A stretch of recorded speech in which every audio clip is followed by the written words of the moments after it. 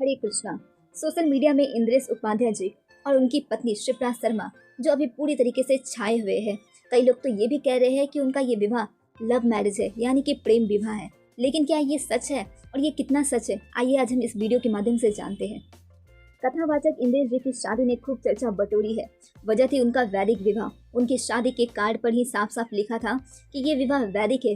ये विवाह प्रेम विवाह नहीं, बल्कि ये परिवार की सहमति से की गई विवाह है। उनका पूरा विवाह वैदिक तरीके से मंत्रों और पुरानी परंपराओं के मुताबिक कराया गया। आजकल जहां शादियों मॉडर्न और भव्य होती जा रही है, ऐसे समय में कथावाचक इंद्रेश उपाध्याय के वैदिक विवाह ने एक अलग ही उदाहरण पेश किया है।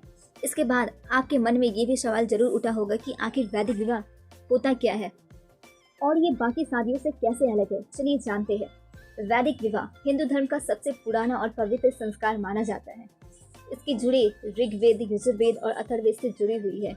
ये कोई आधुनिक या दिखावे वाली शादी नहीं होती, बल्कि पूरी तरह से मंत्रों, अग्नि और ऋषि मुनियों की प्राचीन परंपराओं पर आधारित होती है। इस विवाह में सबसे ज्यादा जोर इस बात पर होता है कि दुल्हा दुल्हन अपने जीवन में धर्म, सत्य, प्रेम और परिवार के प्रति जिम्मेदारियों को निभाए। यहाँ शादी को केवल एक उत्सव या समारोह नहीं, बल्कि एक संस्कार माना जाता है। वैदिक विवाह का सबसे खास हिस्सा अग्नि के सामने मंत्रों का उच्चारण, फेरे और सप्तपदी यानी 7 वचन होते हैं। इन 7 वचनों में दंपति एक दूसरे का साथ, सम्मान, विश्वास, सुख दुख में साथ चलने और परिवार को मिलाकर संभालने का वचन देते हैं। वैदिक विवाह की खास बात यह है कि इसमें हर रस्म का अपना एक गहरा अर्थ होता है। अब आपको बता दें कि वैदिक विवाह में 7 नहीं बल्कि 4 फेरे होते हैं। वैदिक विवाह में फेरे और सप्तपदी सबसे खास रस्में होती है। फेरे के समय दुल्हा दुल्हन पवित्र अग्नि के 4 और 4 बार घूमते हैं। हर फेरा जीवन के 4 महत्वपूर्ण पहलुओं, धर्म, अर्थ, काम और मोक्ष को दर्शाता है। पहला फेरा धर्म का, यानी कि साथ मिलकर अपने कर्तव्य को, जिम्मेदारियों को निभाने का वचन है। दूसरा फेरा अर्थ का, यानी जीवन में समृद्धि और मेहनत से आगे बढ़ने का संकल्प है।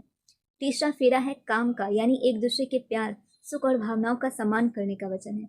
और चौथा फेरा है मोक्ष का, यानी मिलकर आध्यात्मिक विकास और जीवन में शांति को पाने का संकल्प है। फेरों के बाद आता है सप्तपदी, यानी 7 कदम।